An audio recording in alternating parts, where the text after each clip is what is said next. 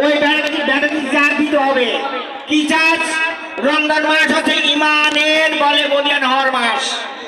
রমজান মাস হচ্ছে ওই আপনার 17 রমজান বদরের যুদ্ধে কাফেরদের হারিয়ে মুসলমানদের বিজয়ের মাস হচ্ছে রমজান মাস। রমজান মাস হচ্ছে কুরআন নাযিলের মাস। এই কুরআন নাযিলের মাসে কুরআন থেকে শিক্ষা গ্রহণ করে বাকি দিনগুলো আমাদের চালাতে হবে। আজকের এই ইফতার মাহফিল শুরু করার আগে গত 5ই আগস্টে যারা বসার পরিবেশ করে দিয়েছে আমাদের ভাই, কথা বলবেন না। 5ই আগস্টের আগে বসার পরিবেশ ছিল? সবাই বলেন ছিল? তাহলে যারা বসার পরিবেশ তৈরি করে দিলে তাদের ভুলে গেলে হবে না। তাদের আত্মার পাক কামনা করছে আল্লাহ পাক তাদের শহীদ হিসেবে কবুল করে নিন, সকল বলে আমিন। আর যারা আহত আছে, পঙ্গুত্ব বরণ করেছে, আল্লাহ পাক তাদের সকলের সেবায় কামলে দান করুন। সংগ্রামী ভাইরা আমার, নুরুল ভাই বলেছেন, আবু সাইদ ভাই বলেছে যে এই আমাদের প্রেক্ষাপট এখন যা ভালো, এই ভালো অনেকের সহ্য হচ্ছে না। গভীর ষড়যন্ত্র চলছে।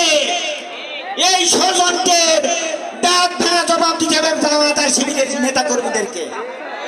জামাত আর ছাত্র শিবিরের নেতা কর্মীদেরকে যদি কোনো ষড়যন্ত্র হয় বাংলাদেশে, আবার যদি কেউ টুক করে ঢুকে আসতে চাই, তাহলে তার দাঁত ভাঙা জবাব আপনাদের দিতে হবে, আমাদের দিতে হবে। রাজি আছে আপনারা?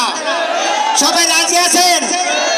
আমাদের সজাগ থাকতে হবে, সতর্ক থাকতে হবে, আর মাঠে ময়দানে গ্রামে গঞ্জে কাজ করতে হবে, দাওয়াতি কাজ করতে হবে। আগামী জাতীয়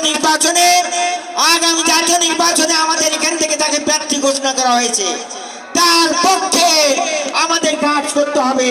এই কাজটা আমরা দল মত নির্বিশেষে সবার বাড়ি বাড়ি যাব।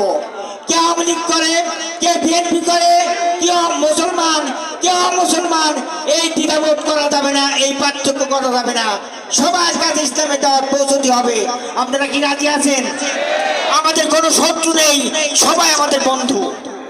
প্রিয় ভাইরা আমার, এই বন্ধুত্বর প্ল্যাটফর্ম তৈরি করতে হবে। আমিরে জামাত ইতিমধ্যেই বলেছেন, কওমিয়া আলিয়া দর্শনী জামিয়ার আলিয়ার মাঝখানে যে দেওয়াল, এই দেওয়ালটা ভেঙে আমাদের চুরমার করে দিতে হবে। অর্থাৎ তারা আর আমরা এক প্ল্যাটফর্মে কাজ করতে চাই। ঠিক আছে ইনশাআল্লাহ? এই জন্য ফতুয়াবাজি করা যাবে না।